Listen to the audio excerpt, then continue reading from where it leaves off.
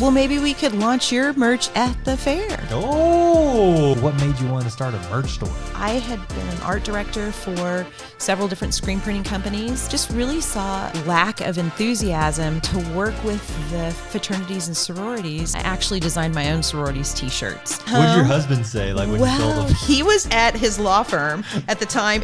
My husband comes home from work and he said, "Oh my gosh, you've gotten so much done today. What time did you get home?" And I said, "Funny story. I started my own business today."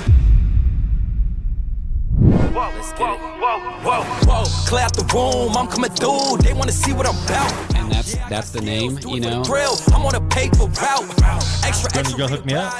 Okay. Today's trying to top it. I put commas over bullshit. Yeah, I put that on mamas. They trying to block all my blessings.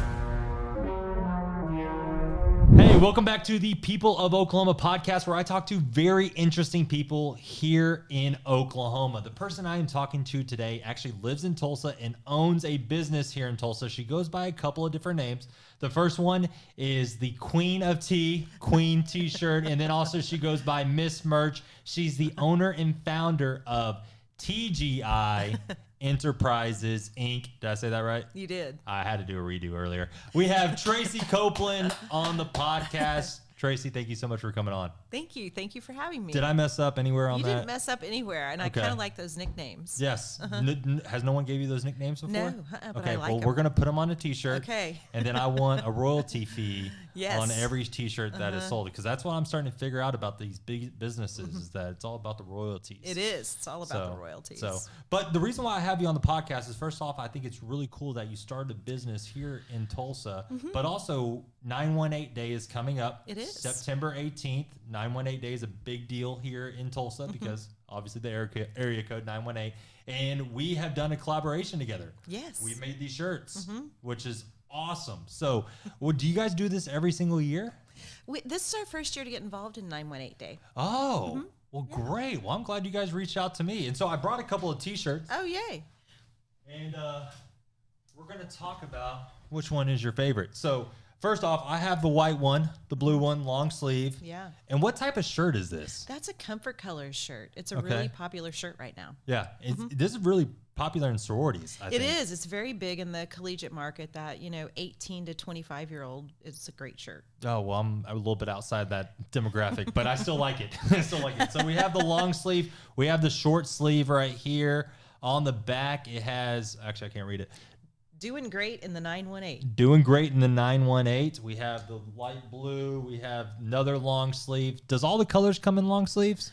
They do. Okay. We just have this is a selection that we're offering in this particular I design. love these colors. Are these like pastel colors? That's like a terracotta. It's really popular. Okay, I'm trying to get into this fashion stuff, so I call everything pastel, which I guess is not correct. So, and then we got this nice little purple one. Yeah, that violet color is Yes. really trending right now. So, here's my plug. We got to zoom in on me, Caleb? Okay, we got to zoom in. If you would like one of these wonderful shirts, you can go to their website and type in the promo code 918agent10 to get 10% off. So, there's my plug. All right. Nice. Yeah, so we can go on, grab these shirts. And you're wearing that one well. thanks. You're welcome. I'm trying to, plug the merch, What I'm trying to do is I'm trying to impress you, Tracy, so you would let me have a merch for this podcast on your, and you guys do all the merchandise for it. We need to do that. I mean, you were an obvious reach out for this program as the 918 agent for sure. Oh, thank you. Sarah, you hear that? I'm getting a merch line. Yep, I'm getting a merch line. Oh, let's collaborate about it. Absolutely. The People of Oklahoma podcast. So it's actually. Okay. All right. Let me break this down for you, Tracy. So it's the People of Oklahoma podcast. Okay. I did that on purpose, but I don't really talk about it on much of my podcast anymore because Sarah tells me it's a horrible idea. But the reason why I call it the People of Oklahoma podcast, if you use the abbreviation, it's called the poop. So what I wanted to do. She's right. It's a terrible idea. Gosh darn it. Now, there goes my merchandise deal. There goes my collaboration deal down the drain. Because some people, might want to wear the poop emoji on some shirts. I don't know. But I want to do like a hidden thing. Like people, all right. So I've been listening to a lot of Taylor Swift lately. Are you a Swiftie? Oh yeah. Oh, you are? Okay, cool. Love her. I recently became one because of the Travis Kelce thing. Big Travis Kelce fan. Me too. And then when he started dating Taylor Swift, I was like, oh my gosh. And then I got sucked in. I know, it's kind of intriguing, isn't it? You guys need to do some merch around that. Well, you probably can't. Too much licensing. Oh, okay. Yeah, you can't do that. But anyway, so I started watching that, and then I found out like Taylor Swift does all these like Easter egg things in like her music and album releases, and thank you, Amy. Right. Dig at Kanye and Kim. I know. Which I learned about that, which is crazy. But that's what I want to kind of do. Yeah, it keeps people looking and interested. Yeah. So you want to put a Easter egg poop? Yeah, somewhere in the merch. Okay. In the merch. Well, you know what, Tracy, the way you're just describing this is stupid. You're just pooping on my idea. Well, you know what? I don't want to do that. So we'll have to see where we could work that in. I mean, you got graphic designers and we do. We have but some do you like really the name? talented Do you like people. the People of Oklahoma podcast? I like the People of Oklahoma podcast. I think that's wonderful. But you just don't like the poop. Well, the acronym is kind of messy, a little stinky.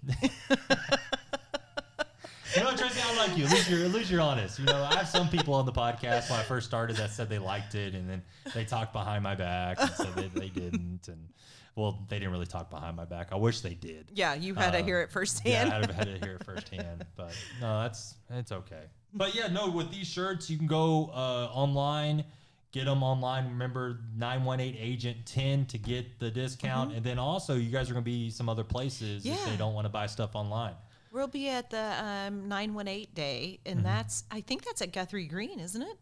No, I think it's at oh gosh, I think it's at Chapman Park downtown. Chapman Park? That's right. Yeah, it's Chapman there. Park. So we'll be there all day. Which I think the what's that? Mayfest is over in that area. Yeah, Mayfest is over there. So that was, I didn't even know that was even a park thing until Mayfest a couple of years ago. And I'm like, oh, this is kind of cool. It's like actually in downtown, like with the buildings and stuff. So this is your first year going to be a part of that. Of the 918 days. Yeah, I actually have never been to a 918 day. So I haven't either. Yeah. So we're going to do that this year. We have a midweek market is what that particular in that park is called, and we have participated in that last year and then a couple times this year. Okay. So we'll be back for 918 Day, and then we'll also be at the fair in the Made in Oklahoma booth. Ooh. Which will have this merch there as well, with a lot of other really great Tulsa, Route 66, just all things Tulsa and Oklahoma merchandise in the Made in Oklahoma booth. This is why you guys need to do something with me with this podcast. Well, maybe we could launch your merch at the fair. Oh, I know. We could do that. We can do that. And you know what, Tracy, I have never told this to anybody else, but for you, I will get rid of the poop emoji if you tell me. Okay. Because obviously you have created a successful business in marketing and advertising with shirts and all that stuff. So, and let's dive into that. Like what? So this started in 1990. It did. Like, what made you want to start a merch store? Well, that's a great question. I was 25 then, and I had been an art director for several different screen printing companies, worked in Dallas and then back in Tulsa, and just really saw lack of enthusiasm to work with the fraternities and sororities across the country at different universities. And when I was in college getting my Bachelor of Fine Arts at OU, I actually designed my own sororities T-shirts and worked with a local company in Norman on Campus Corner, and just realized that the purchasing power that this young target audience had was huge. We bought so many T-shirts just in my sorority and then all the other Greek organizations, but they didn't really have a big focus on customer service because basically we were kids buying things. We were 17 and 18-year-old kids that were the customers. And instead of recognizing us as a really big market that they could sell to, they told us what they would do for us instead of us getting what we wanted. And I just always thought customer service was the key to any good business. And so I recognized that the missing market there and that people weren't focused in on providing us with adult service. They were treating us like we were 17-year-old kids, 18-year-old kids. And so I went into business for myself. One day, 25 years old, I was an art director at a company here in town, and they didn't have customer service either, and really lacking in that area. And so I went home. I quit that job, went home from work, bought a house over on Brookside on 35th and Rockford. Back where, Brookside was affordable. It was. That was a good purchase. It was a good purchase. You're just making great decisions. I loved living over there at that time. I love Brookside. I know, it's so fun. It's a great beat of Tulsa over there. And I just picked up the phone and started calling sororities on TU's campus. And I said, hey, I design T-shirts. I want to print your shirts for you for your event coming up. I used to do it in Norman. And they asked me what the name of my business was, and I hadn't thought that far because I just needed a job, right? Because I'd quit my job. My husband was studying for the bar, and he said, don't quit your job till you have another job. And I'm like, oh, I can't do it anymore. I just have to quit. And so you straight up quit? I quit, went home. What did your husband say when you told him? He was at his law firm at the time and studying for the bar. And I painted the dining room in nervous energy, started calling the sororities and fraternities at TU, got some appointments in this. So wait, you didn't tell him you quit your job until after? Okay. He came home from work that day and found out. And you were calling sororities before you told him? Right. Okay. And so I got an appointment with the Chiomegas at TU, and they said, well, what's the name of your business? And I was like, I hadn't thought that far. I didn't have a business name. I was just trying to get some clients so I could start a business. Right. And so I just blurted out Tracy's Graphics because that's all I could think of. And so then my husband comes home from work and he said, oh my gosh, you've gotten so much done today. What time did you get home? And I said, funny story. I started my own business today. So you haven't even started an LLC or anything like that? And you literally probably made up the name like an hour before you got home. Well, I made it up on the fly on the phone with that girl. Oh my gosh. So that's where TGI comes from. Yes. Tracy's Graphics. And what does the I stand for? Incorporated. Oh, Incorporated. Tracy's Graphics Incorporated. And so then we changed it to, just TGI Enterprises because everybody would call and we were growing like gangbusters. We went from a startup in the second year, we were at $4.5 million in business in 2.5 years. So, and this is back in the night. So you were at $4.5 million in 1992? Yes. Holy moly. So we made the transition and started working with a bunch of businesses. Pepsi Cola Bottling here in town was one of our big customers. ONG was one of our original customers. Yeah. But your original idea was to start this for sororities and fraternities. So I guess back in the 90s and probably before, T-shirts were a big, I know T-shirts are a huge deal now, but have they always been a big deal? They've always been a really big deal for that particular target market. Okay. Yes. But no one has ever, at that time, created a specific company for sororities or fraternities? There were a few. Was there competition? There was competition. They were mostly on campus, local campuses like in Norman and Stillwater and just all the campus towns, university towns. But they felt like they kind of had a monopoly on it, and they didn't really care about the customer service. Or anything like that. It was just they were just there and supplying the demand, and the people were coming in. They didn't have to do any marketing or advertising. And then I went out in the game and started traveling all over the country to all these different college towns, and just made a big splash. So when you got that bid for sorority bid, but when you got that when you got that business for TU, like you didn't have any T-shirt printing stuff. No, I didn't. So how did you do that? Well, at first I was, I designed and sold the T-shirts, and then I was a kind of a middleman. I would use a screen print company, just any screen company in town, and get them to print for me. But I couldn't get the turnaround times weren't working, and that was the lack of customer service in the industry. And so I went out and purchased my own screen printing equipment and taught myself how to screen print and went from there. And so when did that happen? Like how long after you got that was like month 3, the third month. Are those expensive? Yeah, it was pretty expensive. My dad loaned me, I think it was $3,500, and he said I had 3 months to pay it off. Dang. Yeah. Dad's businessman. Yes, my dad was an entrepreneur, and so big heart. Oh, so that's where you get it. Yes. That's where you get it. Did any of do you have any siblings? I do. I have 2 siblings. Did they go into do their own business? No. So you're the entrepreneur kid? Mm-hmm. Man, that's so cool. Yeah. So you get the screen printing, you starting your business. Who was your first hire? my first hire was Susie Cross, and she and I met the first day at OU. She and I joined the same sorority, but she'd moved off to New York after graduation, and she was designing book covers at Random House. And I called her up and said, hey, I've started this business. I'd love for you to move back to Tulsa, because she was just going to live in New York for a year or two and then move back home and help me with the business. And so I hired her in October. Wow. So you're just moving. Yeah. You're just moving. So where did you see the growth at? Was it mostly in sororities or fraternities when you first started? Yes. I hired a really big go-getter salesperson that graduated from TU, and she was from Missouri, from Columbia, Missouri. And she just said, there's so many opportunities in Missouri. Let me travel and take Greek's life there. Let's take our Greek business there. And so then we started traveling, and I hired 10 collegiate account managers that had territories and covered the whole United States, and sent them, and they traveled around and sold. Dang. Do you still have that now, or was that back? No, back we then? still have that now. Man, so you have 10 salespeople that would travel to different universities to.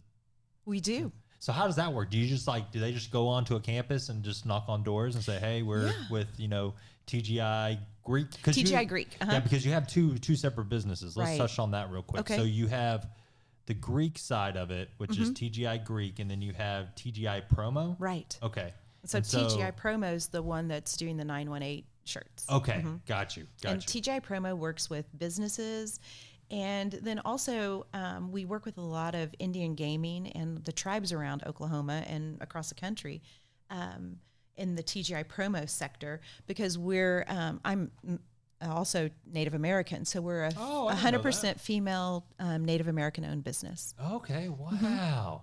And speaking on that, when I walked through your shop, I noticed there's a lot of women there working. There are. Which was super cool to see. It is really cool. I walked into the floor, and it's hot out there. It's hot. Because you guys got these heaters that are massive, that are I don't know, how hot is it getting Well, there? they get up to 360 degrees. Dang. So the ink, some of our ink is water-based, and so it doesn't have to cure at that high of a temperature, but a lot of it also is oil-based. And so when it runs through those dryers, as soon as we print that, like the 918 shirt you have on the front, it's regular plastisol ink, and on the back it's puff ink. So it's a raised print. Up. So both of those techniques have to get up to a specific temperature to cure on the shirt. I don't know if you've ever had a t-shirt where you've washed it and it starts cracking the print and it'll wash off and stuff. Yes. It's because it didn't get cured at the right temperature. Oh, okay. And so those dryers get up to 360 degrees, so it gets really hot, especially here in Oklahoma when it's 100 degrees outside, and we're 360 degrees, and all that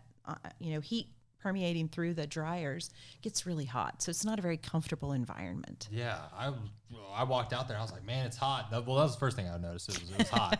And then I look at the lady that was showing me around, and I was like, man, it's hot out here. Do you guys have AC? And they're like, yeah, we got AC. It's because of these heaters. And that's when they explained to me about that process. And then my second thing I noticed is I don't see one guy out here. I was like, man, these girls are working. All right. We do have guys. No, you do. But let's talk about how many employees do you have, and then how many girl to guy, which I know you don't hire off of if they're girls or guys. But no, not at all. But I don't know what the ratio is. I do know that we have there's 68 employees. 68 employees. And we have employees, back to those account managers, we have employees at strategic locations. So we have a lot of remote account managers now. Oh, okay. We have a TGI Promo account manager that's located in Kansas City. And then we have an account manager, 2 in Texas. We have 1 in Missouri, and 1 in South Carolina, 1 in Atlanta. Oh. I don't know where they all are because I'm not over those account managers. Yeah. So would you say you guys have a footprint on every major college campus?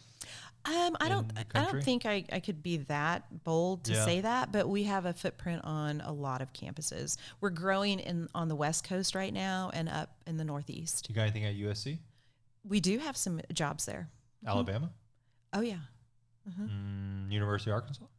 Not much at the University of Arkansas. Okay. Which you'd think we would. But one of the things... Harvard? Harvard? No, but we've printed at Dartmouth and Yale. Oh, that's so cool. Yeah. Man.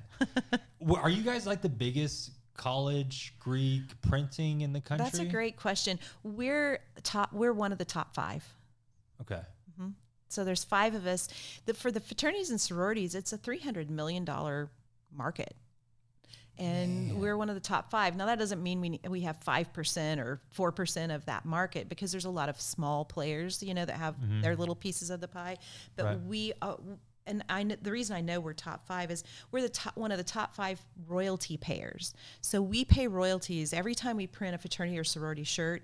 We pay 15 to 18% royalty. You were mentioning royalties earlier. Yeah. We pay 15 to 18% depending on that organization and what they want to collect. We pay that to the licensing company, and then they distribute it to either the Sigma Chi's or the Alpha Gamma Deltas of the world. Oh, so wait, so if I'm like with Di Kelt, I don't know, forgive me, I don't know fraternities and sororities very well, but if I'm with like Theta, I know Theta. So you have to pay a royalty fee to Theta's organization? Oh. So we pay it to the licensing company, and then they keep a percentage of it to police their, that Theta's trademarks. Oh, okay, because you're using the trademark on that shirt that you Correct. And they want to keep it up to a really nice standard. They don't want to have drinking or tobacco or, any kind of sexual type images on their shirts. So they're protecting their brand. And we're one of those licensees, sorry. And we're in the top 5% of royalty payments. Oh, okay. So I guess that's a good number to kind of judge if you're in that ballpark. Now tell me, have you had any crazy stories about fraternities or sororities coming to you wanting to print something on a shirt? Oh, for sure. Early on, I was traveling to the University of Colorado. I was actually pregnant with my first daughter, but I wasn't showing at the time. And I was walking around and interviewing or, having sales meetings with fraternities. And it was really funny. I was 29 and going into fraternity houses and and talking to people, trying to grow my brand and my business, right? And one guy said, well, can you put a girl floating down the river on a keg with a guy next to her with her bathing suit top in his mouth? And I'm like, what? When I was pretty young, 29, I was trying to figure out, well, how do I diffuse this and tell them to get another, idea? Yeah. And I said, well, tell me who's going to be wearing these shirts. They said, oh, all the girls. And I'm like, I don't think they're going to want that. And they said, oh, why? And I'm like, well, I just think that maybe we could do a little less of that graphic image and something, more fun that women would want to wear. And they're like, oh, okay. I guess they wouldn't want a half naked lady on a shirt. I don't think they would like that too much. And that's probably the best one I could say on here. They've had a lot of funny things along the way. Yeah. Yeah. So, like with the process, so you have different departments at your store, and this is just me realizing it from, walking through it. You actually have a design. Like, how many designers do you have? We have an art department, and we have 18 combination of graphic designers and illustrators that work for us. Yeah, because that was one of the things. Like, I've helped create a couple of different shirts, before. And I think it's really cool that you guys have that department, because I'll have an idea and I'll get on like Canva or like, a napkin and write out an idea. And I'm like, oh, this is terrible. Exactly. I have it in my head, but I can't put it on paper. We love that. So we can work from a napkin drawing to, if you have your logo, whatever anybody has, just a general idea. We kind of consider ourselves like the creative problem-solving screen printing company, because we have such a big powerhouse in graphic design and illustration. So all you have to do is come to us with your idea, and we can take it from there. Yeah, and then from there, then you guys have recommendations on shirts. And so do you have partnerships with like a lot of different third part, or like bulk selling shirts and things like that, or do you guys? How does that work? Like where we buy our stuff from? Oh yeah, we have a lot of buying power, and so we work with a lot of just different blank vendors where we order in. We don't keep inventories. That's how we can keep our costs down to our customers. We order job by job basis. Oh, okay, okay. So like if you have like a certain big job coming up, then that's when you purchase the goods, the blanks. Okay. When growing your business, was there any time where you're like, crap, I don't want to do this anymore? Yeah, of course. Yeah. Owning a business, especially a manufacturing business, which requires a lot of employees, there's a lot of responsibility that comes with that, and you feel so tied to your staff and your employees and making sure everything's good for them and that they have jobs to do. So, you really have to be out there constantly selling and growing your business and doing things, and it's a lot of work. And I have a fine art degree, so I don't really have a background in business other than my, learning on my own over the last 36 years. So yeah, there was lots of times when I thought, am I going to make it? Is this going to work? There's been a lot over 36 years. There's been a lot of economic downturn in that time frame. Yeah. And then COVID was really difficult. And I thought, do I want to come back from this? Do I want to do it? Yeah. So I've had those, late night thoughts. Right. Because when you started your business back in the 90s, like right now, I would say probably in the last 5-7 years, it's like cool to be an entrepreneur, right? But you started this business back in the 90s. Right. And like, I feel like back at that time, like being an entrepreneur was kind of like, all right, so what's your real job? Like, right. So it wasn't cool to be an entrepreneur. So it's like when I talk to people that started a business back, before it was cool, I think I just have a respect for them, because I do probably some things that some people might consider to be an entrepreneur, but I don't consider myself an entrepreneur because you got to put so much risk. Right. And I feel like I don't take that much of a risk with my with my plans because I'm just afraid. So I don't have any employees. That's my biggest thing is working with employees, because I don't want to be responsible for someone else's livelihood. It just gives me the hives. Yeah, it's a lot. When you're an employee, you look so forward to payday, right? Right. And then when you become the person that has to make sure you can meet payroll, you're like, oh, God, is it payday again? You're like, I gotta write these checks. Right. And being 25 and fearless as a woman, I just couldn't wait to turn 30 when I started my business, because I thought it would give me such a mark on age and respect. And I realized when I got to 30, nobody really even took me any more serious than they did at 25. So it was hard at first. And you're right, back in the day, there wasn't a lot of women starting businesses in 1990. And so I feel like, I have a kind of an obligation to young entrepreneurs now. And the neat thing that we're doing is we're taking on, once a quarter, TGI is going to kind of mentor one new female-owned business. Yes. We talked about that a little bit. Yeah, share more about that. I'm glad you brought that up. Okay. I'm glad you brought that up. And what we're going to do is, it could be a startup that needs their logos designed, all their collateral marketing material. They need merch, whatever they need. And we're going to give that service to them for free, and so much product for free to help them get started. Or if it's a current business that just needs some help and some guidance, we'll do some mentorship. We'll also give them free merch that they can help promote their business with. So we're going to take on one company like that a quarter. And you guys are just starting this? We're just starting that. So do you guys have one company in mind yet? Not right now. We're getting out the word on it. So this is kind of the first launch right now that we're doing that. Yeah. Let's do it. I'll send this over to your marketing team. They can use it. Exactly. Oh, that'd be great. Yeah. And so we're going to be taking that on. Oh man, that's. What made you have that idea? Well, honestly, one of my marketing team members, Lindsay Blackburn, she came up with the idea, and I fell in love with it. So that is the nice thing about having employees, though. It is, because they have ideas, and I can tell when I walk through. You're very open. Your leadership style is very open. Of like, hey, my door's always open for ideas. Exactly. Because I just felt that when we were talking about this shirt. Who's your floor manager? Emily Blasdale or Ashton Van. Yeah. That we were talking over there, and I could tell by you taking in feedback that you have a very open, which I respect, and I think is really, really cool. Oh, well, thank you. I wasn't always like that. You weren't. Well, I like to consider myself open-minded from, early age, but I had to develop a leadership and a management style because I'd never had employees. And I started the business so early, I hadn't really worked for very many people to have mentors to say, oh, I really like this management style, or this was a great boss. So I didn't really have that.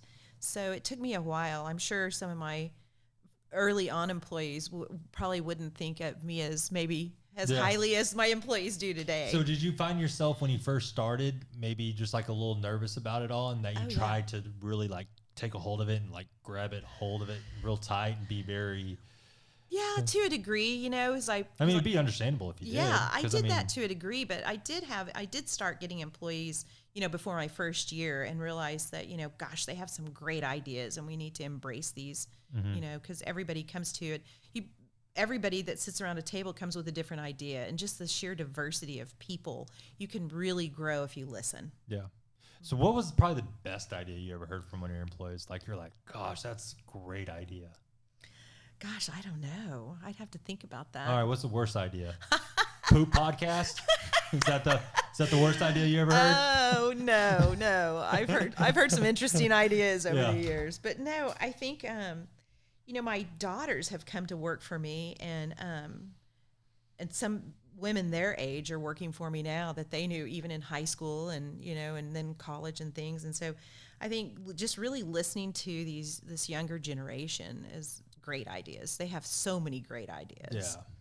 I think you're the first person that ever said a millennial has a great idea. Thank you. They do. Yes. You're just man, we get crapped on. Poop podcast reference. We get crapped on all the time. I mean, that's the reason why I call it the poop, because I'm a millennial. Oh, so, yeah. Well, you know, 3 of my kids are millennials, and I really learn a lot from them. How was it? Did you always think about hiring your kids, or how's that dynamic? You know, it's great. It really is. I mean, you can be honest on here. No, I know. A lot of people I don't think can work with friends and family, but Man, I can't. But I'm doing both. Yeah. You know, hiring my best friend, and she's now the CFO of our business, and then my oldest daughter is the. Wait, your first hire? Your friend from New York that you moved. She's still with the company? Yeah, she's still with the company. Oh, that's great. She's our CFO. Oh, okay. So it's kind of like working with family, even when they're your friends, when they've worked with you that long. Yeah. And then you know, hiring my daughters to work with me. They worked with me, and when they were in high school, all my kids, you know, would come. Where'd up they go and to high work. school? They went to Jinx. Oh, they went Jinx. Oh, Jinx is a great school. How old's your kids? My oldest is 30. 30? Okay, so she graduated in 2012. 2012 out of 2011, a 20. Do you know the Hinches? I do. Sarah and Phil? the twins? Oh, no, Brady and Brooke Hinch? No, I don't. No, okay, never mind. They went to Jinx. No, they're my age. They wouldn't have. Never mind. Yeah. Yeah. What year did you graduate? I graduated 2010. Oh, okay. From Ponca City. Oh, okay. Do you do anything in Ponca City? We don't do a lot in Ponca City yet. Yeah. Yeah, Ponca City. Yep, that's where I grew up. Did you know Aubrey Hersick? Yes. Yeah, I know Aubrey. How do you know Aubrey? Aubrey cheered at TU with my youngest daughter, Carly. No way.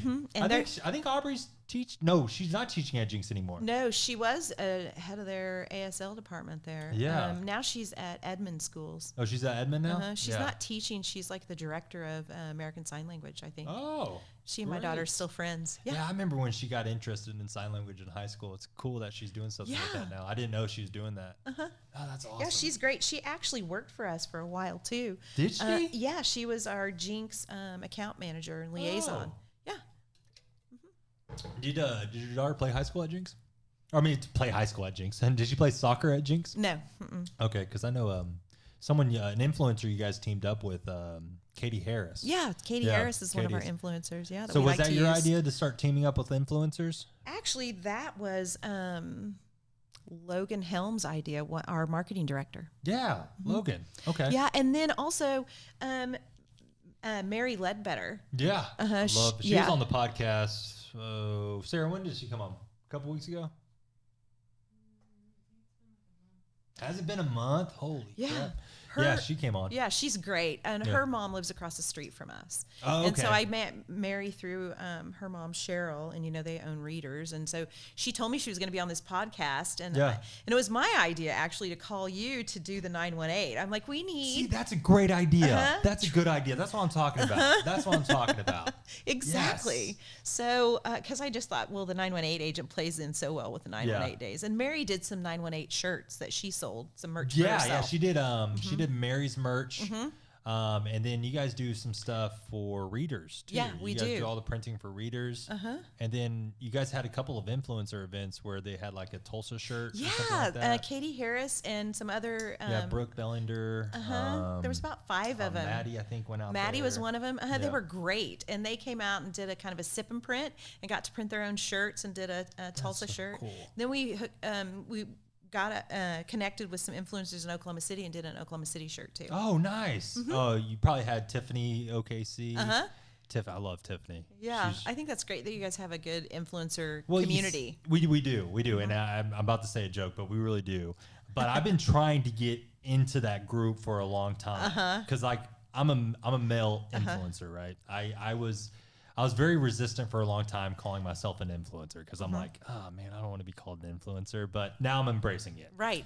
And so after embracing it, I want to be part of their group. So I see them at events now, and I'm like, hey, when you guys go out for dinner, invite me. Invite me. Invite me. Because, I want to be part of the group. And they're like, Steven, you don't want to be part of our group. And I'm like, yes, I do. Yeah, you do. Yes, I know. do. You should. They're great ladies. We enjoy working with influencers. Yeah, there's not very many men out there. So I just try to, get connected where I can. Well, before I knew you were like officially the 918 influencer or the 918 agent, I was telling my team, I'm like, hey, you guys need to get the guy influencer, the guy influencer that does all the hamburgers. You know who he is? And they're like, no.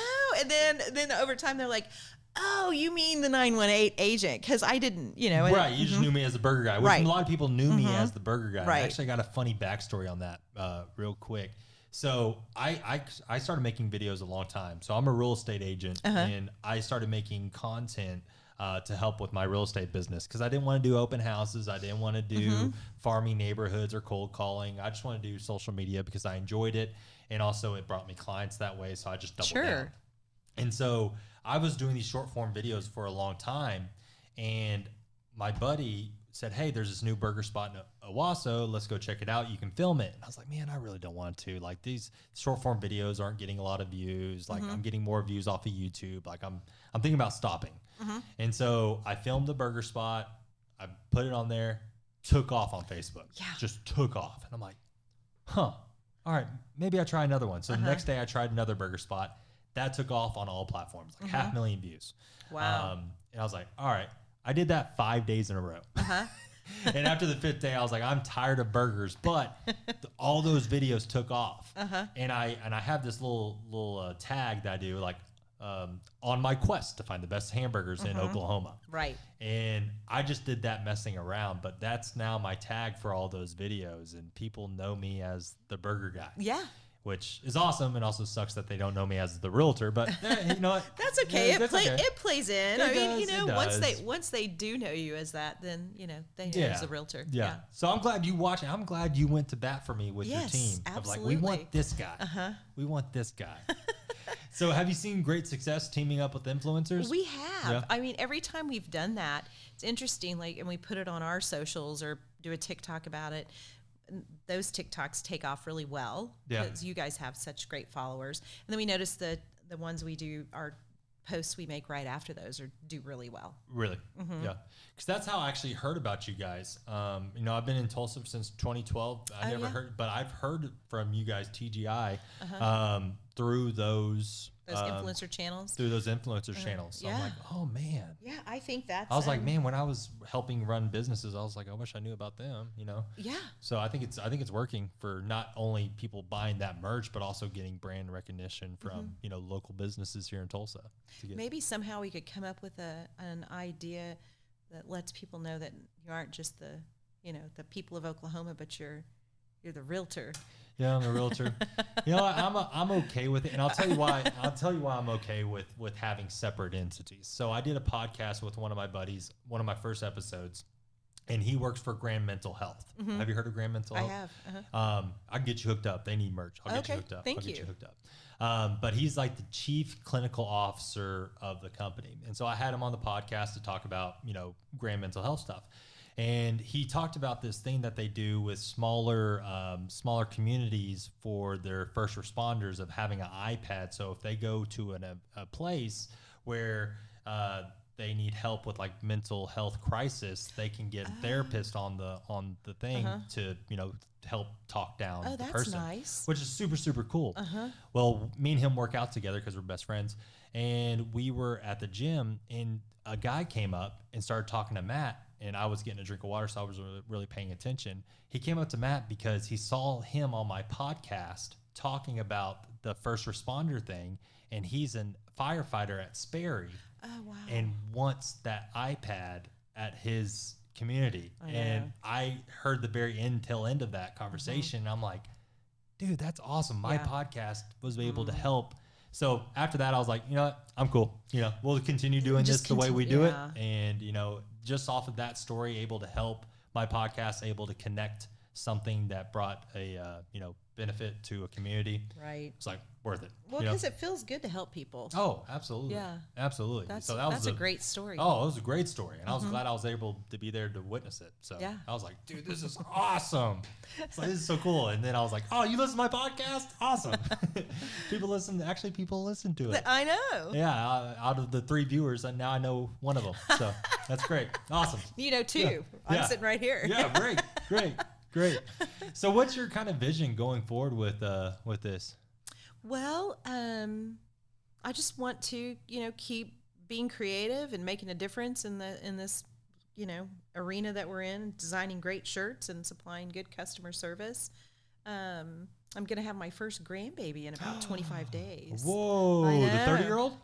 No, 29. 29-year-old. Okay. Good, nice. Yeah. So how's that feel? It feels really good. It kind of gives you an opportunity to assess your, you know, goals and where you are in life. And I have such a great team at work that I feel like I can, you know, step back a little bit and enjoy my work life and my new future grandma role life. So what's the grandma name going to be? Let's come up with it right now. Well, it's kind of a funny one. Oh, you already have it? We do. All right. So my husband and I have been dating since we got together when I was 18. So did you grow up in Tulsa? Yes. And where'd you go? You go Jinx? No, I went to Tulsa Memorial High School. Yeah. And my husband did too. He's a year older than me. We really didn't know each other that well then, but I kind of knew who he was because he was a grade ahead. And we started dating my senior year of high school. Was he a looker? Oh, I thought he was. Okay, all right. So you had your eye on him. Okay. Blonde hair and blue eyes. Yeah. No way. My son has blonde hair. Yeah. And actually, funny story. My son is born on 9/18 day. I know. Susie told me that. Yeah. Or I think Carly told me. So when you reached out to me to do it, like let's. I was like, whatever you guys need, because I love it. We need to do some little kids shirts. Oh, you do. You do. At least for your 2. Yep. Let's do it. Yeah, let's do it. But anyway, so we what were you talking about? Oh, we're talking about you having the Google eyes for your husband. Oh yeah, a little bit. Yeah. But so when we got married when I was 22, he was 23. Okay. So we've been married a long time, 38 years. Wow! Congratulations. Thank you. Yeah, it's been a real successful relationship. But when we were young and he was in law school, we were in Norman, and we just had these stupid little nicknames for each other. And we called each other Bunky with a B, Bunky and Bunker. I'm Bunky and he's Bunker. And so where'd that come from? I don't know. We were just like back in the day, in our day, you know, when you went back after class, you called it re-rack if you got back in bed. Okay, yeah. It was just a little saying that everybody had. Are you going to go rack? Are you going to re-rack? And then we thought it was funny, and so because we all had bunk beds in our dorms, and so we're going to bunk, you know, going to go back and bunk, and so he just started calling me Bunky, and then I called him Bunker. Okay. Mm-hmm. Oh, that makes sense. Yeah. So is that the grandma name? Yeah. We're going to be, because I was like, let's let the grandkids pick out our names. And that's dangerous. Yeah, I know. And so we started talking about names for him. And for some reason, he just didn't like any of the grandpa names. He's like, oh, God, that's so old. Oh, no, I don't like that. He poo-pooed all of them. Mm-hmm. And so then I said, well, what about Bunky and Bunker? He's like, oh, I like it. It was the first one he liked. So that's what our names are. Yeah, my mom went with an untraditional name. Which it's funny because after you come up, you think it's untraditional, then you start hearing it everywhere. But my mom went with Lala. Lala. Have you heard of Lala before? I have. Lala's cute. That's what I'm saying. Like, it's not as uncommon as I thought it was. And then my dad's is Day Day. Oh, that's cute. Yeah, Lala and Day Day. Lala and Day Day. Those are cute. Yeah, that's what my mom picked out probably I don't know, about a month before my daughter was born, because I had the first grandkid. Oh, yeah. Yeah, at the age of 19, they were so happy. Oh, wow. They were not happy. It was one of those uh-ohs. But now that uh-oh is 11 and she's awesome. She's awesome. Wow. Yeah. Time So flies. how many kids do you have? I have 3. 3. So I have Rylan, who is 11, going to, she's actually going to be going to Ulaga schools this year. And then I have Forrest, who just started kindergarten out at Owasso. Oh, wow. And that's the one that's born on 9/18 day. His name is Forrest. And then my youngest, her name is Fallon, and she is about to turn 3 here in a couple months. Oh, wow. Yep. It's kind of funny. So my kids' birthdays are all kind of interesting. So my daughter's birthday is 4/8/12, divisible by 4s. Then my son is born on 9/18 day. And then my youngest daughter is born on 11/22. Oh, wow. So it's easy for me to remember because they all kind of have some numerical pattern to it. Yeah. So I think God did that on purpose so I wouldn't forget any of my kids' birthdays. I had to write them down. I had so many 4 kids 6 and under that I get to the pediatrician and they'd say, what's his birthday? And I'm like, I don't know. This is how bad it took me forever to remember my wife's birthday, and then also it took me forever to remember my wife's phone number, which I have a really funny story. Some people think it's funny, some people don't. I won't mention it on here.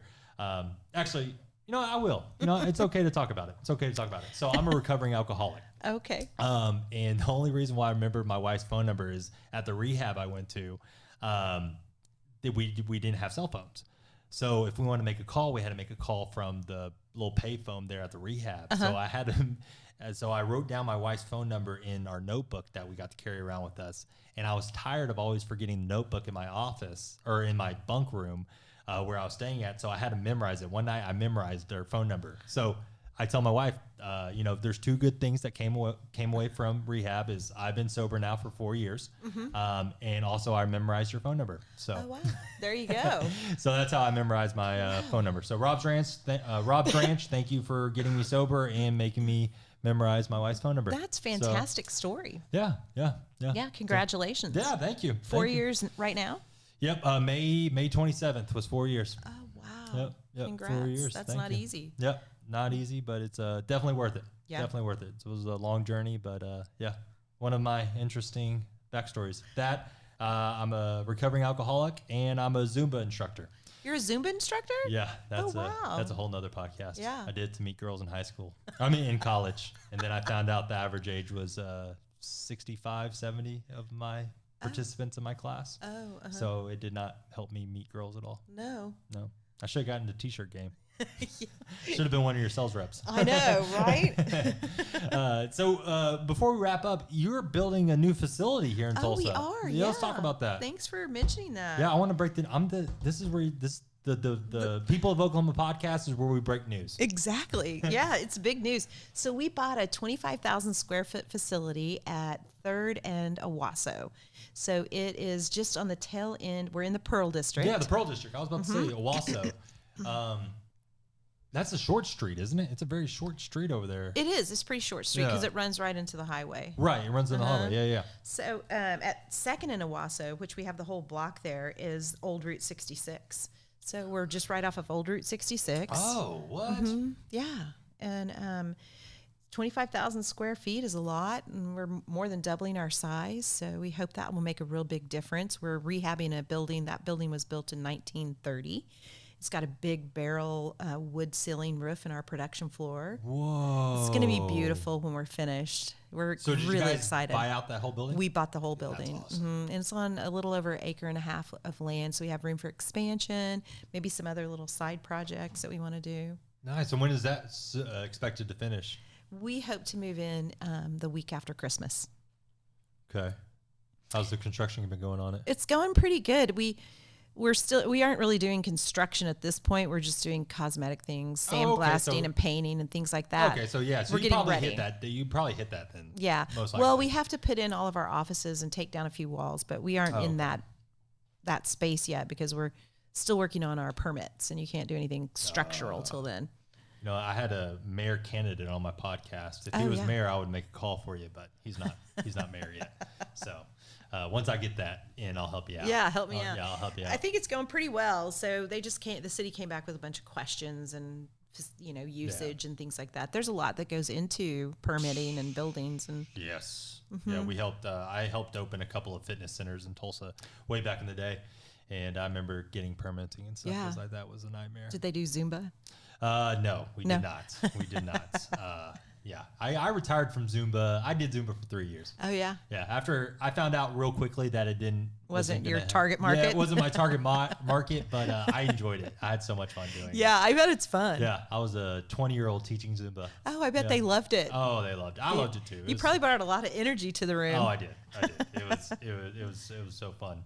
So when you guys get finished, can I come out and film it? Yes, please. Okay. I would like you to. All We're right. going to do a big, open house and, kickoff celebration. But I think it'll really take us to the next level. You kind of asked me what my, goals were for the future. I think it'll really take us to the next level because we're going to be right outside of downtown. We have excellent parking. I'm hoping that it'll help us recruit even more employees. And just a lot more space to do a lot more things. Nice. Yeah.